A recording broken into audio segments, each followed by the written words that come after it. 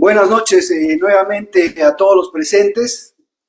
Van a disculpar, ha habido unos problemas con la comunicación. Bueno, estaba agradeciendo en este caso a todos los comentaristas que han hecho realmente unos comentarios bastante precisos y muchas veces halagadores inmerecidamente. Sin embargo, también en esta presentación agradezco a mi señora madre que está presente, a quien dedico modestamente esta obra con mucho cariño, que es el testimonio de nuestra familia, de nuestro partido, de nuestro pueblo y también de nuestras aspiraciones. Quiero además mencionar de que el título de la obra casualmente habla del salto cualitativo que cada uno de nosotros tenemos como personas, pero también tenemos como instituciones, en este caso la institución partidaria. Así podemos mencionar de que para la experiencia mía, el haber salido de Huancayo a mis 20 años rumbo a otro país, hacia Cuba, constituyó a mi experiencia el primer salto del campo a la ciudad. Y lógicamente eso trae muchos aprendizajes que después al retornar en alguna medida siempre se emplean, ¿no?, en la casa primigenia de uno. El segundo espacio del salto a la ciudad es la conversión del movimiento regional que creamos, en este caso Perú Libre, a convertirse en un partido de carácter nacional.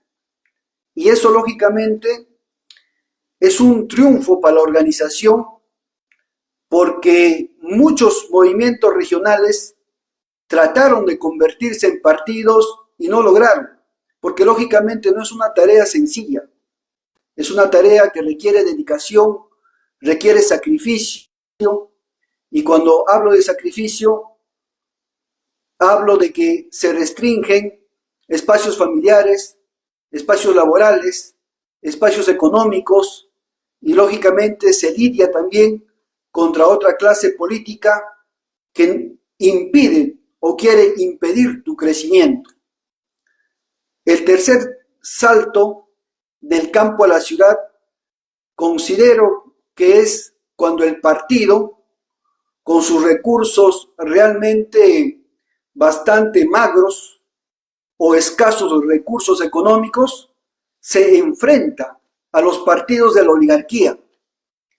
Se enfrenta en una batalla asimétrica, pero logra ganar, y logra ganar con el apoyo del pueblo, logrando poner en Palacio de Gobierno a un profesor, a una persona que tiene la carrera quizá más ninguneada de este país, pero ahora de presidente, a un agricultor que también es una clase desposeída o proviene de una clase desposeída, y finalmente a un rondero, a un representante de una organización de carácter popular.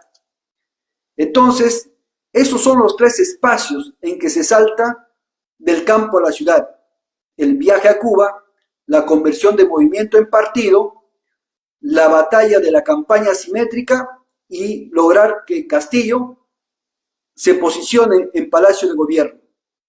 Seguramente más batallas de espacio a la ciudad nos quedan todavía por lidiar, y seguramente en este proceso de clandestinidad el pueblo también pueda sacarnos de este espacio y pueda otorgarnos los espacios en el gobierno a diferentes niveles, a donde el pueblo crea conveniente en su debido momento. También debo mencionar de que la enseñanza secundaria, como lo había manifestado el maestro Flavio Cruz Mamani, es el espacio quizá más importante del ser humano. Es el espacio donde uno se sincera, y no solamente sentimentalmente, académicamente, sino se sincera con la lealtad que uno tiene de acuerdo a su concepción del mundo, es decir, de acuerdo a cómo uno interpreta el mundo donde vive. Y esta concepción del mundo, lógicamente, obliga a tener compromisos de mantenerlo u obliga a tener compromisos para transformarlo. Para mí el paso por el Colegio Nacional Santa Isabel fue crucial. Fue en el Colegio Nacional Santa Isabel donde en las clases de Historia Universal, dada por mi maestro Roberto Aguirre Palomino, es cuando, aparte del programa curricular normal, el maestro tiene que involucrarse en una enseñanza añadida. Por eso es que Encinas decía que el maestro no solamente debe comprender su posición de clase o su situación de clase, sino también la de sus alumnos y la de los demás componentes en general, sin llegar a ser un esclavo del tecnicismo pedagógico. Esto quiere decir de que el maestro tiene que poner la parte suya, el plus, para que los estudiantes se orienten por cierto camino. Y es en el cuarto año de media de que el profesor Aguirre nos manda a hacer monografías de la Revolución Rusa, la Reforma Mexicana, ¿no? La Revolución China, la Revolución Vietnamita, y a mi grupo casualmente le toca la Revolución Cubana. Y como mi padre era profesor de Filosofía y Ciencias Sociales, lógicamente tenía todo el arsenal bibliográfico y pude desarrollar un buen trabajo. Y así me fui involucrando un poco más. Cuando acabamos las monografías, el profesor en el otro semestre ya nos dejó libros propiamente marxistas. Y a mi grupo le tocó el famoso libro de Lenin que se llama o se intitula El imperialismo, fase superior del capitalismo. Teníamos que hacer tarjetas y acotar frases o términos que nosotros entendíamos con precisión. A otros les tocó, lógicamente, el origen de la familia, la propiedad privada y el Estado. A otros les tocó el Estado y la revolución. A otros les tocó principios del leninismo. Era así. Por eso, sin lugar a dudas y sin ningún temor, yo digo que mi militancia marxista empieza en el colegio. Empieza cuando yo tenía 15 años. Y toda mi sección definitivamente va por esa línea ideológica. También debo mencionar que el colegio donde estudié era un colegio comprometido con la revolución. Tal es así que las promociones, conforme se denominaban, enviaban un mensaje. Por ejemplo, el año 1985, mi hermano concluye la secundaria, mi hermano mayor. ¿Y cómo se llamó su promoción? Carlos Marx.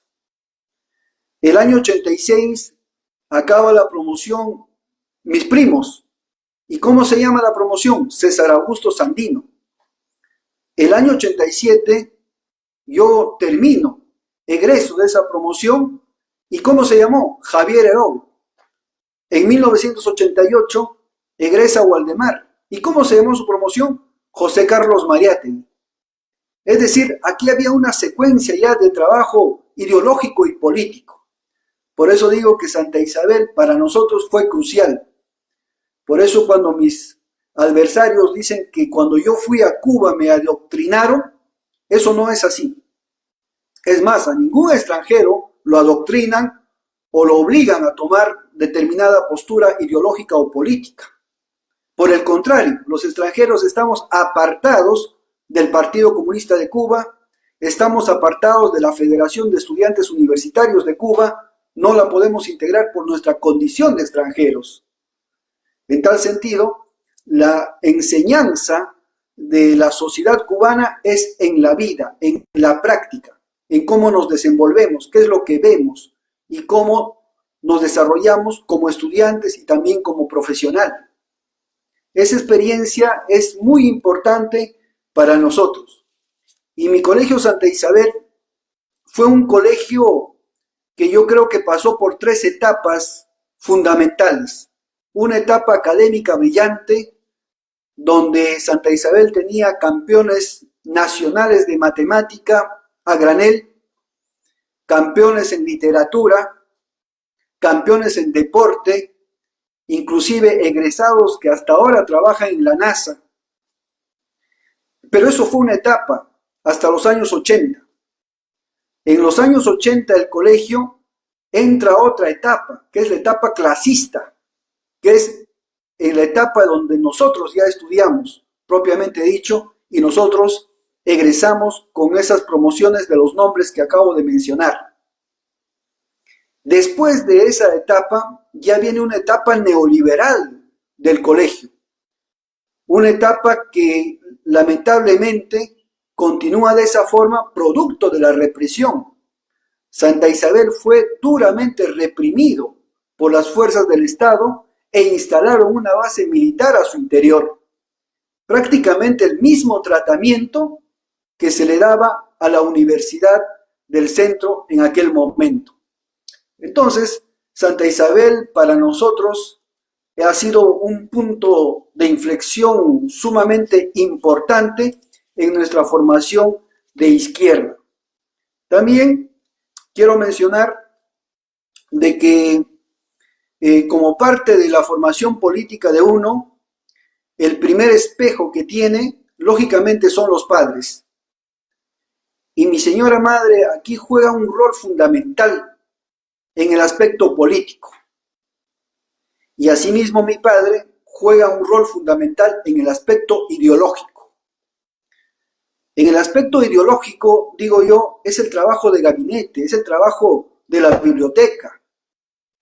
Pero el trabajo político ya es, con esas herramientas, pelear en la cancha, pelear en el ring de box.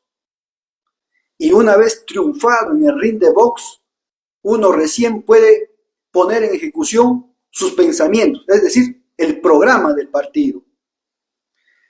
Mi madre me enseñó desde el primer momento a batallar las necesidades vitales, porque mi padre más paraba en su biblioteca y en el trabajo universitario que los quehaceres domésticos y también de la vecindad. Mi madre tuvo que liderarlos. Si no era por mi madre, nosotros en el barrio no hubiéramos tenido agua potable. Me acuerdo que cuando íbamos a los vecinos y les decíamos que se involucren en el agua, en el comité de agua, muchos de ellos nos largaban y sacaban el agua de su balde, con un balde, el agua proveniente de un pozo doméstico, y nos decían, ¿para qué yo quiero eso si tengo esto? Encima voy a pagar. Sin embargo, pese a esas dificultades, se logró traer el agua a nuestro barrio, que era un pueblo joven realmente. Lo mismo pasó con la luz. Lo mismo pasó con otros servicios. Entonces yo veía desde niño que a pesar de las dificultades existentes, sí se podía lograr la meta. Y eso fue lo que a mí me fue enseñando de que no había prácticamente nada imposible cuando uno se proponía y cuando trabajaba de buena fe y con organización, que era lo fundamental. Entonces, para nosotros eso fue vital. Y asimismo, como lo manifestaba Waldemar, si no hubiera sido también por la acción de mi señora madre, no hubiéramos tenido o no hubiéramos construido nuestra casa nueva. No hubiéramos tenido un automóvil. No hubiéramos acabado el doctorado nosotros, porque mi madre ya a una edad mayor, creo que 50 y tantos años, se fue a Bolivia con una mochila a estudiar su doctorado a la Universidad de San Simón. Y nosotros que éramos más jóvenes decíamos, ¿cómo es posible que si nuestra madre está haciendo esa labor, nosotros que tenemos más vitalidad y tenemos más medios, no lo vamos a hacer? Así que para nosotros era un jalón de oreja constante todo esto.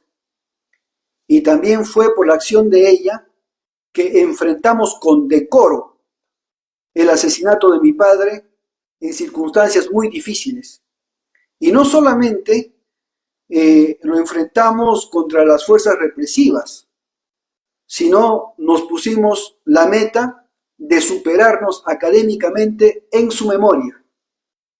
Nos pusimos la meta de que todos debíamos llegar en los estudios, desarrollarnos en la docencia, en la investigación, y que eso era la mejor forma de homenajear a mi padre.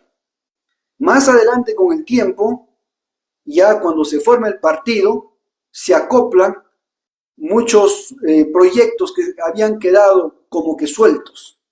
Y es así como el partido también va fortaleciéndose a partir de la familia, que después va contagiando, ¿no?, a los demás miembros de la sociedad. También quiero mencionar que mi señor padre no solamente era un componente ideológico, sino también él en su juventud fue un líder político. Mi padre se le debe a él y a su dirigencia y a su generación, que es la primera promoción de la Universidad Nacional del Centro del Perú, que aquella vez se llamaba Universidad Comunal del Perú y no era estatal. Se le debe a él y a sus compañeros la lucha, las marchas de sacrificio de Huancayo a Lima a pie para nacionalizar esa universidad. Como miembro del centro, presidente del Centro Federado, y más adelante como presidente de la Federación de Estudiantes de la Universidad Nacional del Centro del Perú, esa universidad fue nacionalizada. Y no solo nacionalizada, sino fue reorganizada. Y después, más adelante, mi padre fue docente en esa universidad y fue decano de esa universidad y fue vicerrector académico de la universidad y finalmente dio su vida por esa universidad. Entonces, pero el trabajo de Jaime Cerrón no se limita a la universidad, sino también cuando egresa a la universidad y es profesor en la educación secundaria, llega a ser un dirigente de los maestros. Aquella vez no existía el SUTEP, existían los famosos SIRPESCO, que eran los sindicatos regionales de educación secundaria común. Y mi padre fue el secretario general de la tercera región, que comprendía Huánuco, Pasco, Junín, Ayacucho y Huancavelica. Y trabajó arduamente en el sindicato para crear las condiciones más adelante y se fundara después el SUTEP, si no me equivoco, el año 73.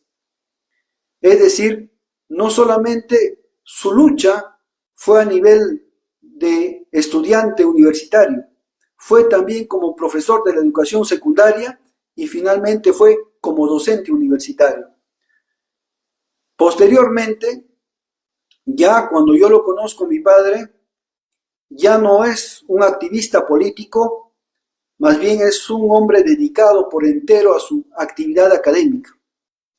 Y yo veía a mi padre diariamente, pero es cuando muere cuando yo recién comienzo a observarlo, comienzo a conocerlo en su profundidad y descubro en él ya algunos aportes de carácter ideológico y de carácter político, que no lo podríamos descubrir antes porque mi padre era una persona muy hermética que nunca hablaba de política en la casa. Y cuando nosotros como hijos le preguntábamos, papá, ¿qué significa esto en términos políticos? Él nos decía, eso me preguntan cuando tengan 20 años. Ahora no me pregunten. Y mi padre murió cuando yo tenía 19 años y definitivamente nunca pude compartir una tertulia de carácter político. Fue bastante traumatizante eso para nosotros y no llegamos a deleitar quizá algunas reflexiones como interlocutor. Pero mi padre a la vez era una persona muy mesurada, y temerosa con mucha razón, porque tenía siempre el temor de que la universidad sea reorganizada y en un gobierno derechista él sea expulsado de la universidad. Y esas cosas lo limitaban muchas veces para emprender otras cosas que mi madre sí lo hizo y lo complementó en el hogar. Entonces, a manera de resumen, digo que mi formación política nace a partir de mi madre y mi formación ideológica nace pues a partir del legado de mi señor padre. Estas obras que yo descubro en Jaime Cerrón son obras, por ejemplo, de el materialismo dialéctico de Marx y Engels, corrientes filosóficas de la filosofía oriental hasta la helenística, corrientes filosóficas dos, desde Bacon hasta Hegel, leyes del desarrollo social, filosofía de las sociedades capitalistas, historia y filosofía de la educación peruana, historia y filosofía de la educación universal, historia de las ideas en el Perú contemporáneo, etcétera, que fueron los textos primigenios que nos permiten enseñar, debatir, ¿no? Y ponerlo en el programa de nuestra primera escuela política del partido, escuela política que se funda el año 2005, es decir, hace 20 años. Por eso es que cuando hablo con los jóvenes, les digo que nosotros también hace 20 años fuimos jóvenes y no nos entregamos a una marcha sin brújula, sino primero nos entregamos ideológicamente y después salimos recién a la palestra de carácter político. Entonces, todas estas cosas fueron sumando para que el partido tenga un acopio, en este caso, de carácter ideológico. También debo mencionar que la pérdida de mi señor padre influenció mucho en nosotros. Mi padre, como ustedes saben, fue secuestrado, fue torturado, fue acribillado y asesinado extrajudicialmente. Y no por un comando paramilitar, como dicen, sino fue un comando activo del ejército peruano. Activo. Y también asesinaron al chofer, no al chofer particular de nosotros, sino al chofer de la universidad que trasladaba a mi señor padre. Esta muerte para nosotros fue chocante, pero no lo asumimos con una tristeza que nos podría destrozar, sino lo asumimos como el producto de la lucha de clases. Porque si lo analizamos desde ese punto de vista, el adversario o el oponente ideológico debió haberle molestado que mi padre había formado ya 30 promociones en orientación al materialismo histórico y dialéctico, porque a mi padre lo asesinan faltando 3 meses para que cese y se jubile del cargo. Es decir, habían promociones lógicamente formadas en esa dirección. Entonces, es así, asumiéndolo de la manera histórica y dialéctica, donde la muerte puede encontrar en alguna medida una explicación entre comillas justificable, y no hundirnos y decir no sabemos por qué ha pasado este tema y quedarnos pues prácticamente en la nebulosa. Quiero mencionar también que cuando estudié en Cuba, estuve por un lapso de 11 años. Y esos 11 años tuve la oportunidad de hacer una comparación entre lo que era ese país y lo que era mi país. Vi como un país con escasos recursos materiales, escasos recursos energéticos, un país bloqueado por Estados Unidos, un país con monoclima, un país con monoagricultura, era capaz de haber obtenido logros trascendentes, como por ejemplo la erradicación del analfabetismo, que en el Perú al día de hoy estamos con 1.600.000 o casi 2 millones quizá. Un país, Cuba, que fabricaba sus propios medicamentos y nosotros no fabricábamos nada. Cuba era un país o es un país que no tiene recursos minerales, solamente níquel, y nosotros tenemos oro, plata, cobre. Cuba es un país que no tiene la pesca que tenemos nosotros, porque tenemos la corriente de Humboldt, la corriente del Niño, es decir, una riqueza ictiológica incomparable y quizá uno de los mares más ricos de este planeta. ¿Y cómo era posible que ese país bloqueado pueda entregar 5 vacunas contra el COVID cuando nosotros lo criticamos y no fabricamos una sola? Entonces me puse a pensar por qué ocurrían estas cosas y simplemente tenían una explicación. Y la explicación definitivamente era el sistema político. El sistema político. No había otra explicación que te pudiera, en ese caso, hacerte ver las cosas con mayor claridad. Y así como manifiesta Augusto, Ricardo y también Pilar, yo me fui con algún temor a Cuba. Y me fui con temor porque la prensa nos enseñaba a tenerle miedo a ese país. Pero cuando llegué a Cuba vi que la sociedad era totalmente distinta. Tal es así que hoy en día yo no solamente defiendo a Cuba, sino defiendo a la revolución cubana. Y defiendo todas las revoluciones del mundo que han sabido sacarse el yugo de los opresores. Por eso es que nuestro compromiso en el partido es bastante claro. Aprendí a entender qué era el internacionalismo. Y es casualmente por el internacionalismo que yo me formé como médico en Cuba.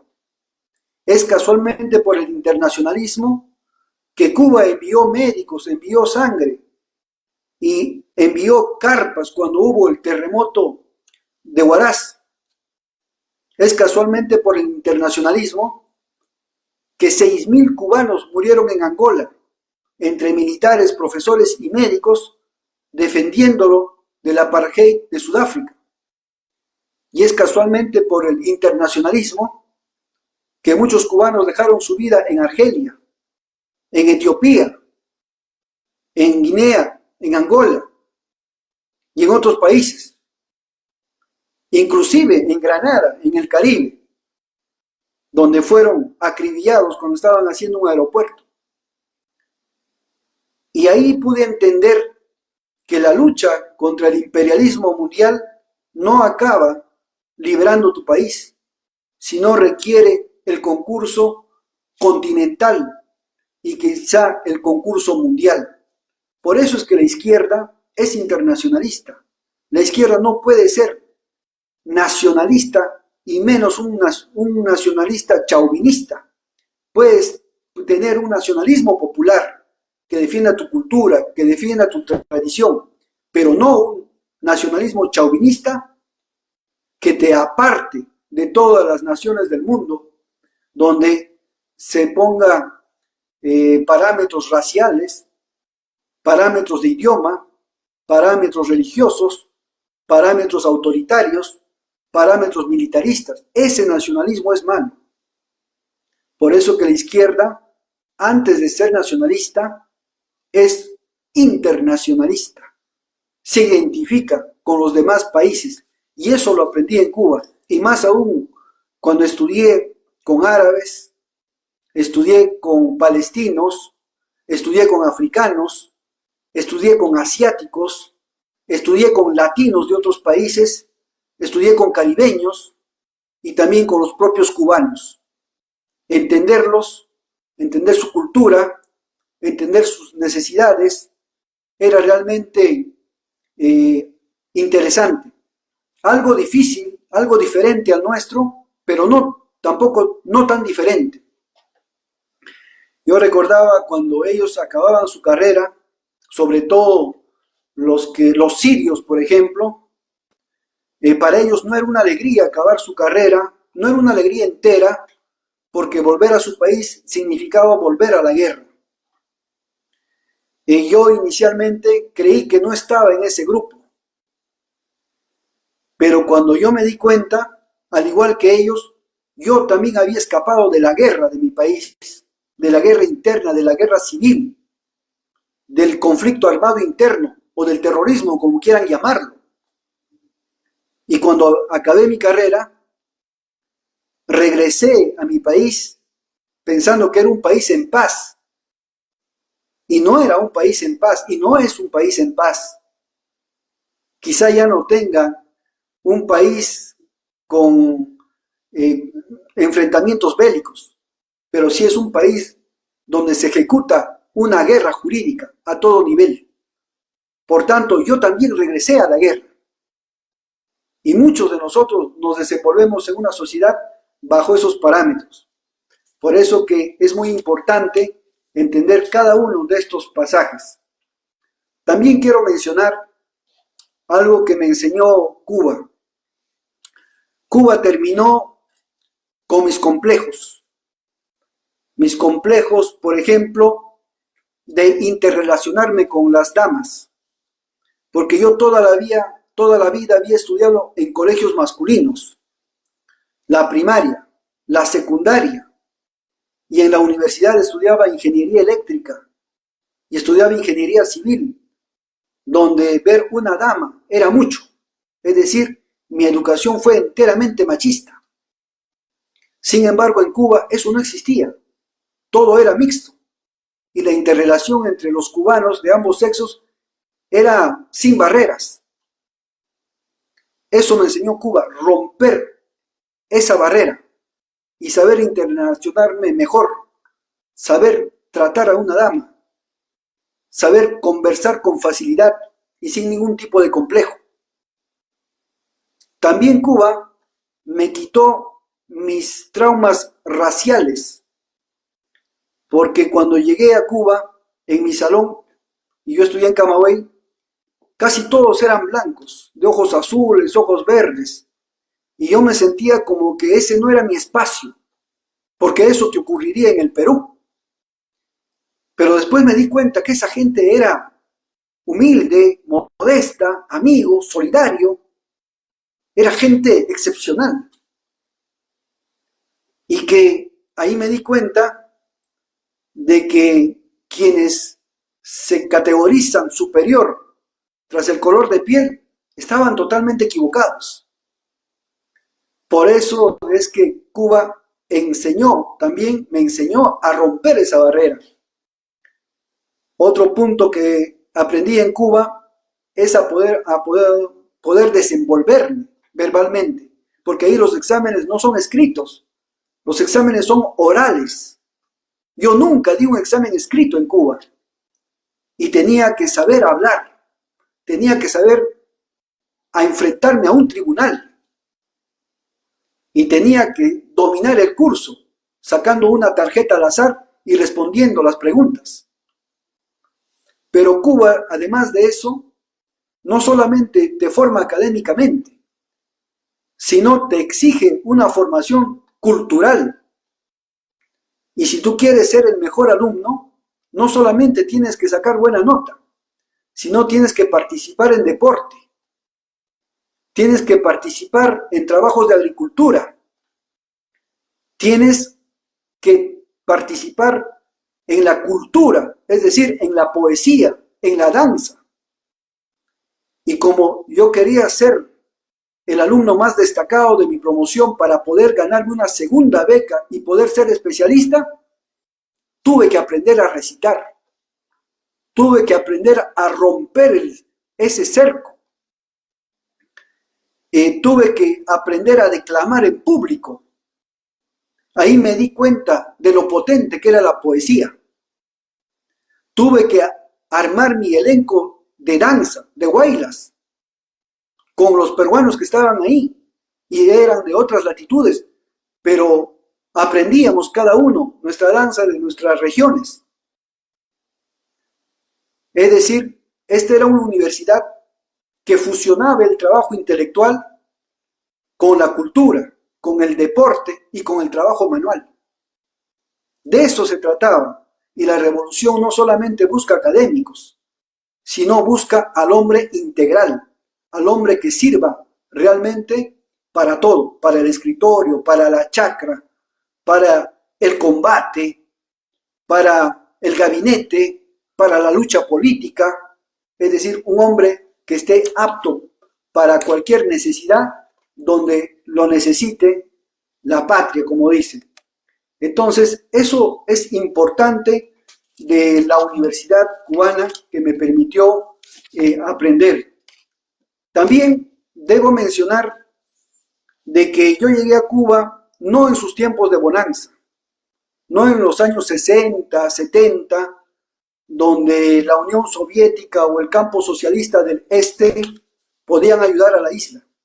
Yo llegué a Cuba cuando había caído la Unión Soviética, cuando toda Europa del Este se había derrumbado, cuando el bloqueo económico comercial de Estados Unidos apretó más a Cuba con dos leyes, la ley Helms-Burton y la ley Torricelli.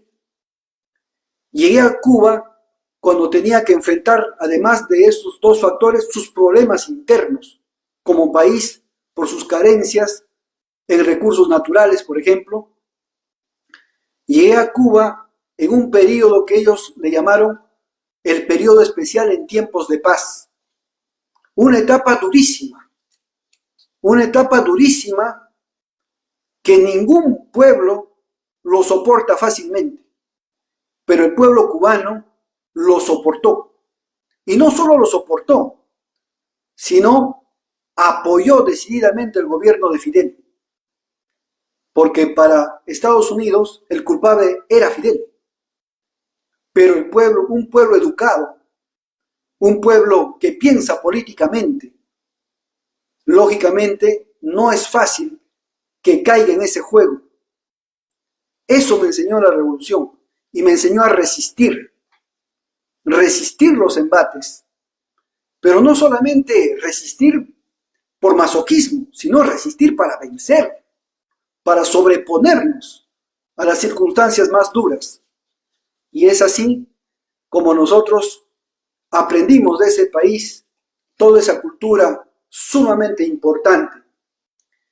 También debo mencionar que en la universidad yo conocí a mi esposa, llevamos 29 años de casado y quiero también agradecerle a ella por este medio y saludarla y decirle que nada de eso ha cambiado y es como el primer día, ese sentimiento, esa consecuencia, y también agradecerle a ella porque me ayudó a vencer dificultades allá en Cuba y aquí también.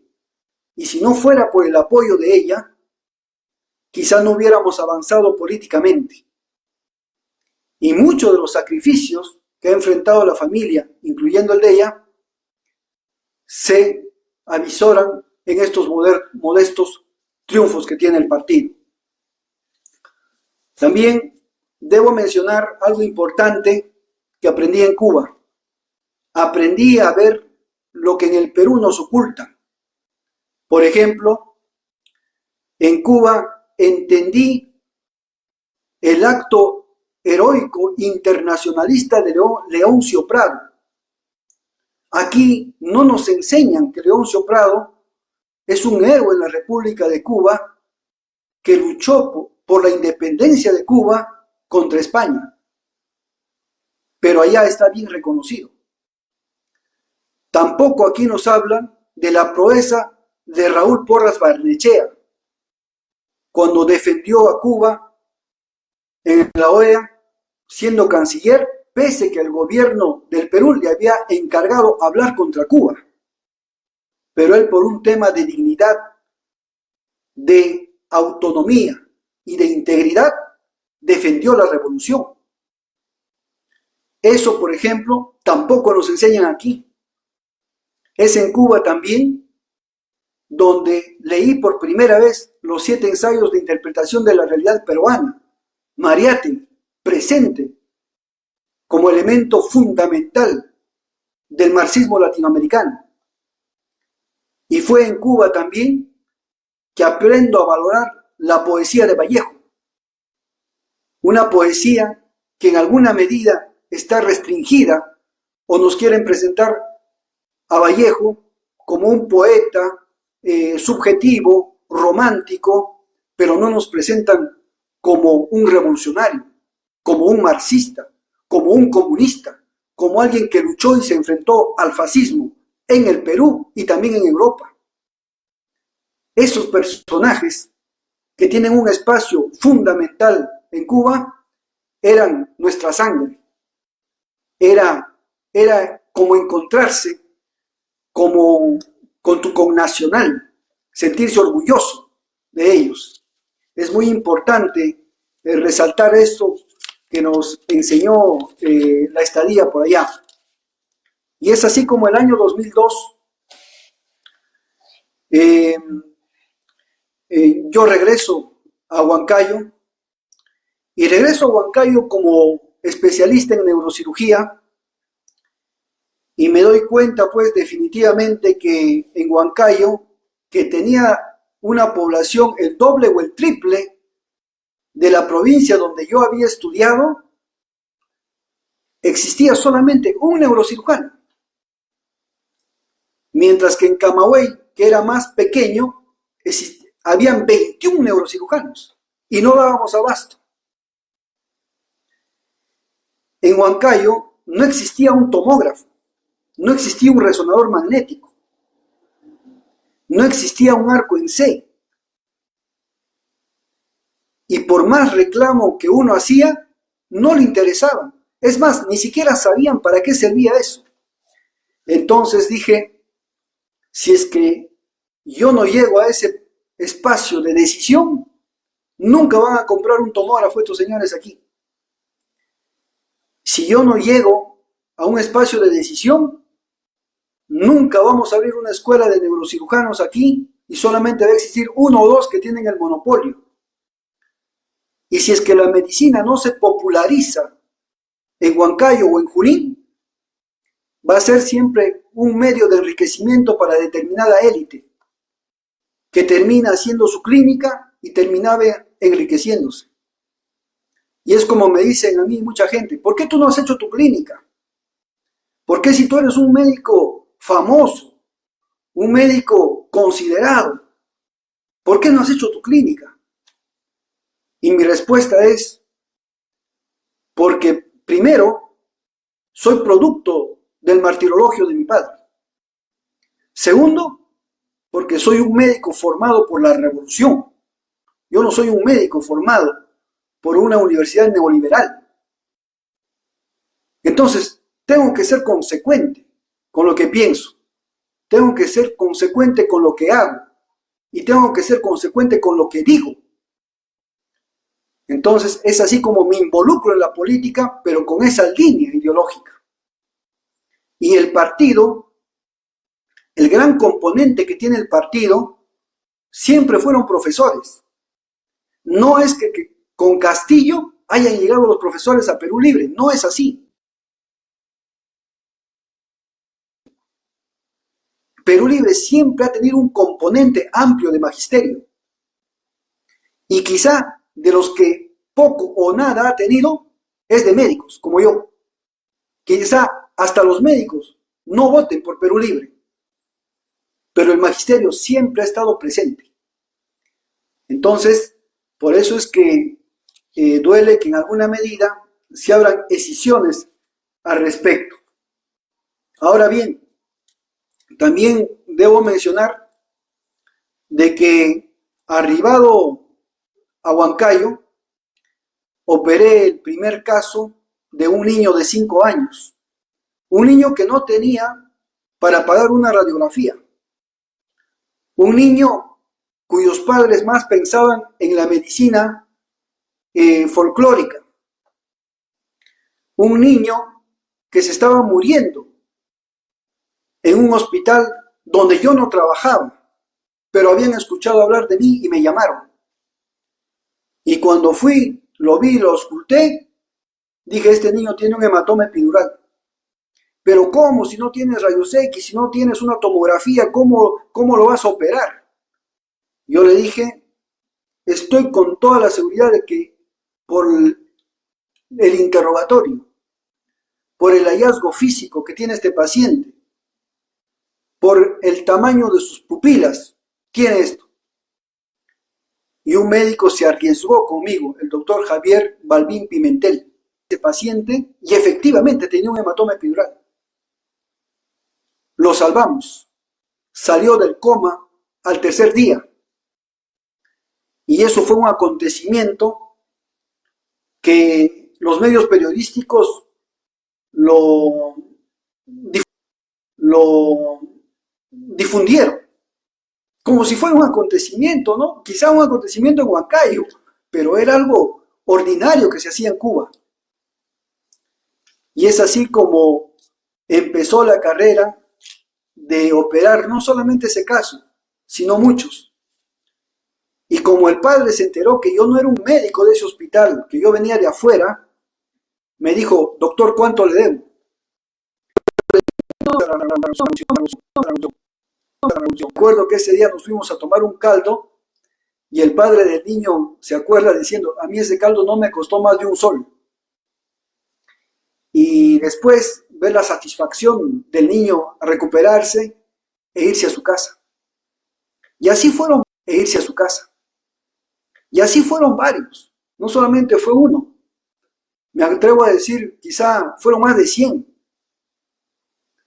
Y eso trajo a operar en los hospitales públicos. Ni siquiera eran clínicas privadas. Y tenía que llevarme a mi paciente de una provincia a otra, donde yo trabajaba en Jauja, para operarlo.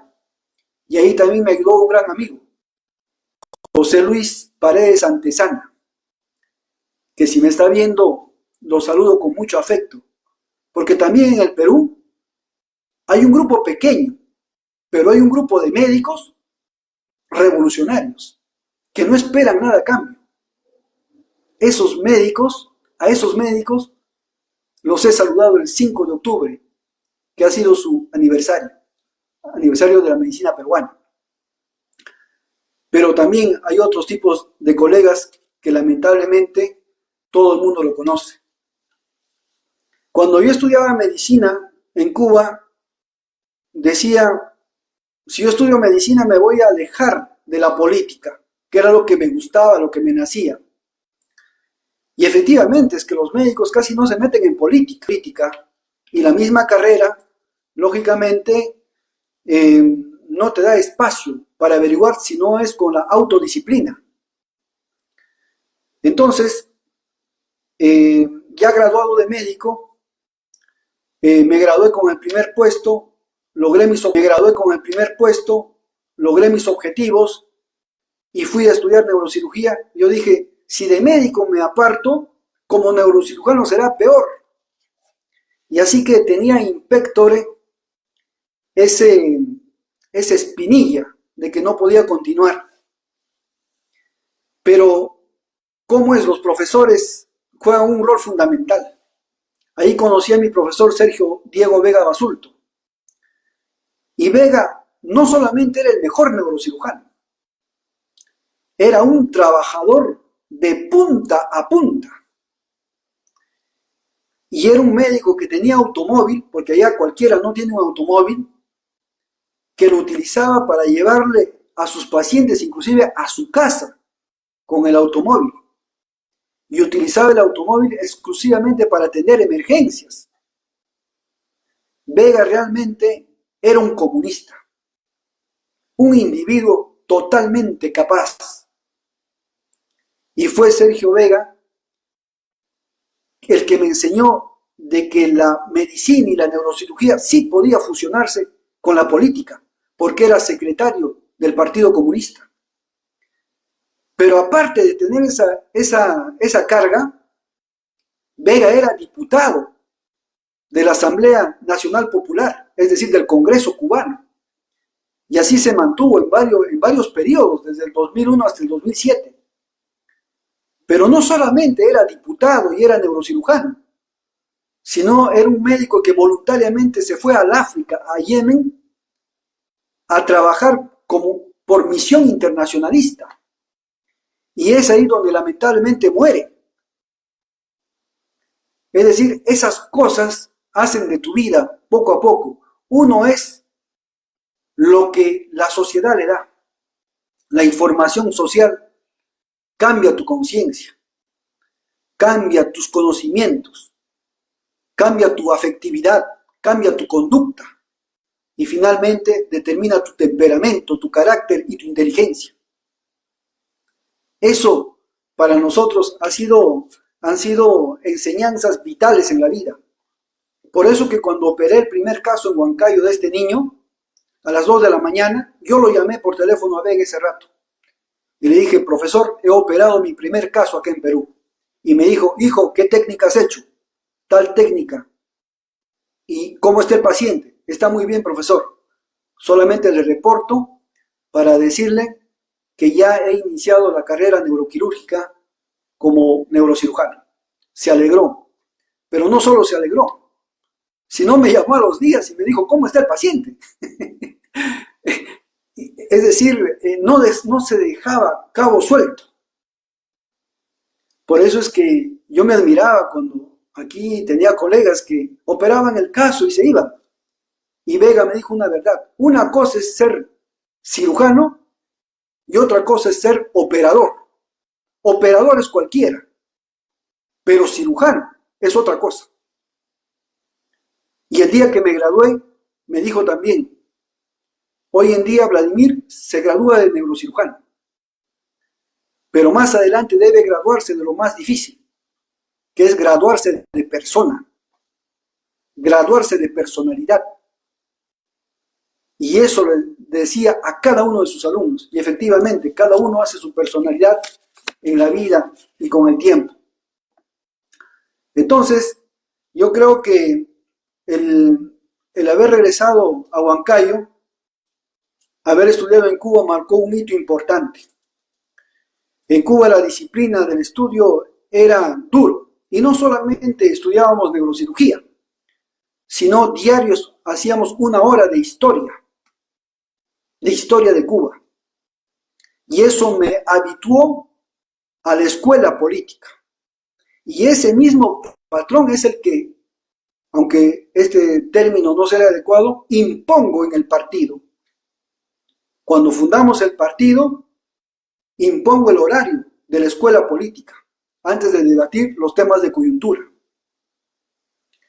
Y es así como el partido se va fortaleciendo ideológicamente. Y es el partido que a partir de sus conocimientos va creciendo. Después ya llega la etapa del gobierno regional, donde yo sucedo a un gobernador regional caviar, a Vladimir Oguaro Portocarrero, amigo de Susana Villarán, de Coronel, de Walter Albán, etc. Y este señor había traído al gobierno regional a todas las ONGs de USAID. Y cuando llego al cargo, lo primero que hago es sacar a esas ONGs, sacar a USAID, con lo cual me gané un tremendo problema. Pero logré sacarlos. ¿Pero qué había hecho USAID en el gobierno regional? Había municipalizado la educación en Junín, había privatizado la educación.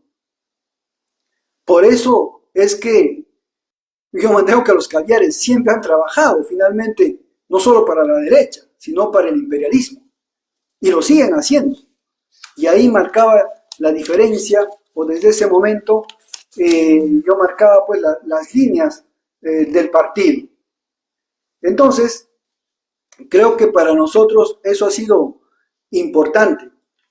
Y otro tema que también debo contar respecto al partido, es que cuando llego a Huancayo, llego a una sociedad en que no existe izquierda.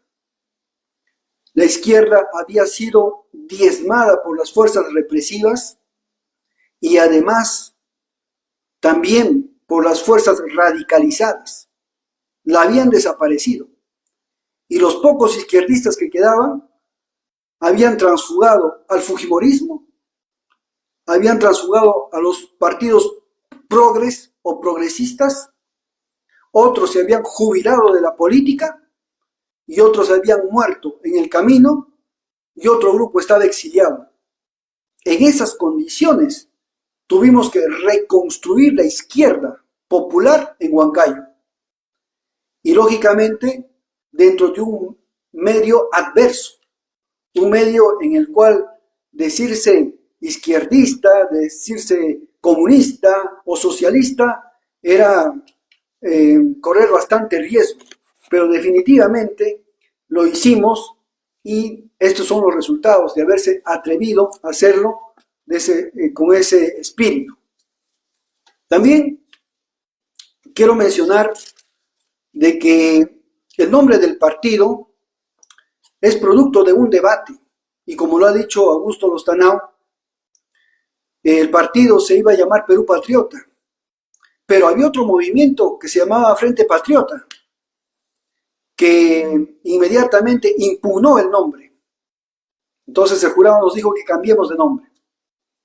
Yo planteé Perú Profundo y vi que algún sector del partido se sentía incómodo, como que Profundo sonaba algo de rural, lo veían algo muy subestimado, etc. Y había otro que se llamaba, otro planteó Junín Rebelde, porque era un movimiento regional. Y les dije de que debiera ser Perú Profundo, porque el movimiento algún día se va a ampliar a ser un partido. Pero como bueno, tampoco querían el término profundo, lo cambiamos por libre. Y es así como se queda Perú Libre. Lo digo esto porque después han salido muchos adversarios para decir que disidentes del partido, para decir que ellos se han inspirado en eso. Y no es así, es producto del debate del partido.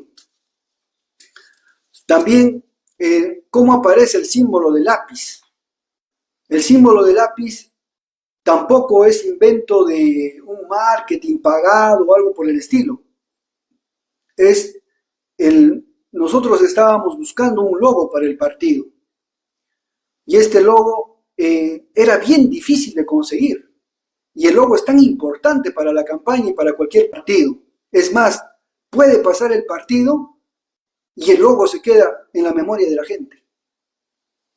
Entonces, después de muchas semanas, días, con tal de buscar el logo y no encontrábamos, y el jurado ya nos estaba apretando en el tiempo, un día llego a casa y enciendo la computadora y veo el icono del aplicativo CorelDRAW, que es un lápiz, la mitad de un lápiz.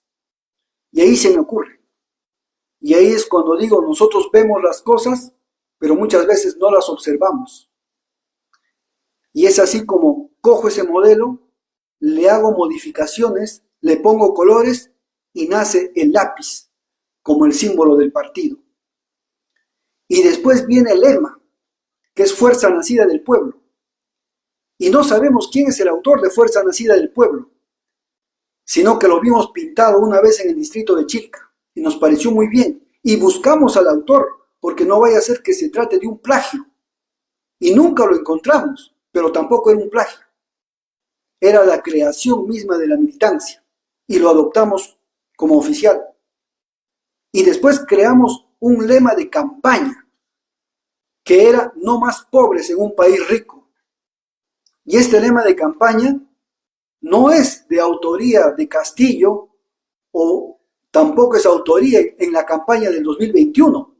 Esto venía ya mucho antes. Y yo saco esto a partir de una entrevista que le hacen a Fidel. Gianni Mina le hace una entrevista en un libro que se llama Un encuentro con Fidel y después le hace una entrevista televisada. Y analizando y sintetizando lo que quería decir Fidel, es que concluimos y cerramos esa frase, no más pobres en un país rico, que sintetizaba la lucha clasista y a la vez polarizaba la lucha de clases. y es definitivamente un mensaje mortal que permitió que Perú Libre gane el proceso electoral. Y esto también lo cuento para que no haya equivocaciones, que si se hizo antes o se hizo después. Debemos también mencionar de que el partido es un partido, pues, como lo han mencionado, marxista, leninista, mariateísta. Y es marxista porque aplica en sus análisis el materialismo histórico, el materialismo dialéctico, la economía política, el socialismo científico. Es leninista porque nos enseña a luchar con estrategias y con tácticas. Y es mariateísta porque es la acción del marxismo y del leninismo en la realidad peruana. Por eso que para nosotros el verdadero padre de la patria es Mariátegui, ni siquiera Tupac Amaru, que abogaba más bien por un cambio y quizá una revolución burguesa. Pero Mariátegui, un individuo más profundo, habla más bien de una revolución proletaria. Y Mariátegui es el que llama a la lucha pluriclasista. Mariátegui es el que te dice, sí, pueden haber pocos obreros, pero eso no quiere decir que la mayoría no adopte la ideología del obrero. Esa lucidez de Mariátegui importante, esas premisas o postulados descentralistas que manifiesta si no se descentraliza, no se democratiza la economía, no se democratiza la educación, eso es válido para todo. Porque si no democratiza la economía, tampoco democratizas la salud, tampoco democratizas la cultura, tampoco democratizas el deporte, tampoco democratizas la investigación científica, no democratizas absolutamente nada.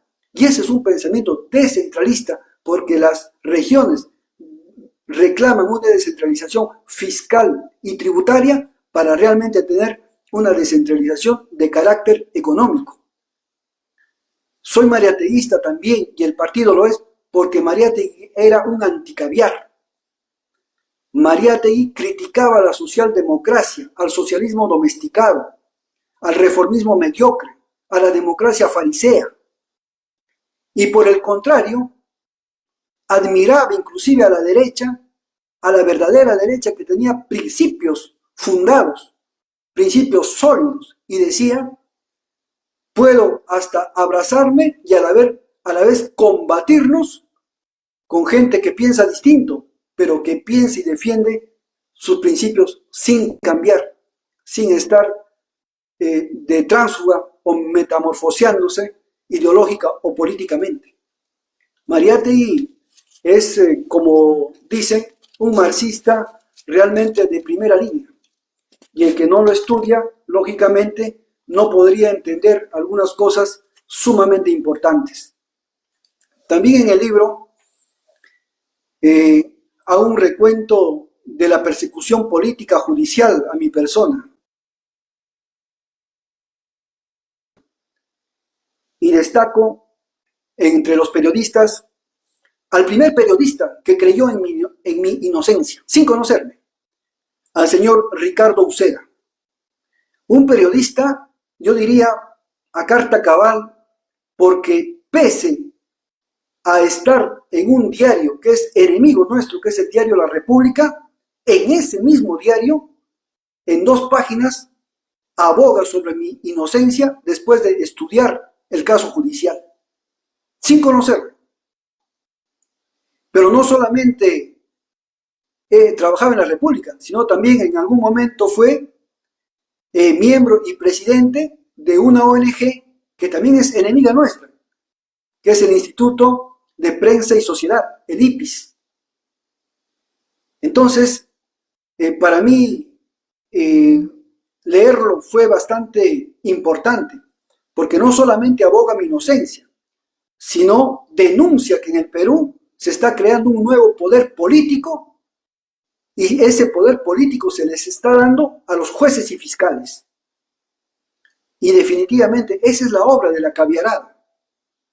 haberle dado poder político a jueces y fiscales.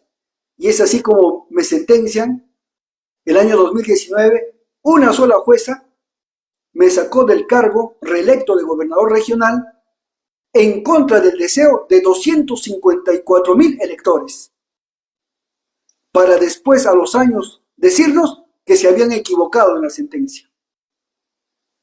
Esas cosas definitivamente hay que rectificar y todavía está pendiente seguramente ese tipo de rectificación. Bueno, no quiero extenderme más porque ya sé que ha sido cansado y son horas largas, pero yo quiero agradecerles y entrego pues definitivamente este texto donde más adelante se analizará cómo me conocí con Castillo, cómo le propuse que sea presidente de la República cuando él quería ser solamente congresista, cuando ganamos la primera vuelta y después de la primera vuelta inventaron la calumnia más grande al partido, diciéndole que era una organización criminal y nació los famosos dinámicos del centro, que de no haber ganado la primera vuelta ese caso nunca hubiera existido. Y casualmente por eso nos abren después una investigación de lavado de activos que me mantiene en la clandestinidad al día de hoy, perjudicando no solamente al partido, sino a una representación del pueblo. También analizamos ahí cómo funciona la bancada, una bancada muy especial de los caviares, pero en coordinación con la Fiscalía, y ninguno de sus miembros son judicializados. También analizamos quiénes fueron los que conspiraron directa e indirectamente contra Pedro Castillo para el golpe de Estado. También analizamos que cómo le hicieron creer a Castillo que él iba a ser el golpista, cuando realmente él solamente era un eslabón de una cadena que ya se había articulado para darle un golpe de Estado a él. También ponemos en evidencia cómo Castillo, después de patear al partido, se quedó sin brazo político y se quedó solamente el sindicalista. Y sin un brazo político, en un cargo político, simplemente está sobrando. Por eso, compatriotas, aquí hay mucha tela todavía que cortar, como dicen, y definitivamente, por los fallos que han habido en la transmisión, me he quedado corto y yo sé que aquí hay muchas cosas para hablar todavía. Les invito a leer el libro y definitivamente más adelante en algunas transmisiones estaremos desarrollando con más calma, capítulo por capítulo, con el pueblo, discutiendo con el pueblo por estos medios, de tú a tú, como dicen, y demostrándoles cuál es el camino, cuál es la brújula, cuál es la guía que va a permitirle a nuestro pueblo cambiar y ser una mejor sociedad. Yo les agradezco a todos ustedes, no solamente su presencia, sino también seguramente su apoyo al poder colaborarnos con el libro, que nos van a permitir soportar todo este ataque en la clandestinidad. Les agradezco a los panelistas que han tenido a bien de exponer este modesto aporte, y estoy con toda la seguridad de que si la justicia a mí no me saca de esta prisión preventiva injusta, es el pueblo que me va a sacar de esta condición, y será otro salto del campo a la ciudad, del clandestinaje a Palacio, al gobierno, pero siempre con la ayuda del pueblo y siempre de la mano del partido. Muchísimas gracias a todos ustedes.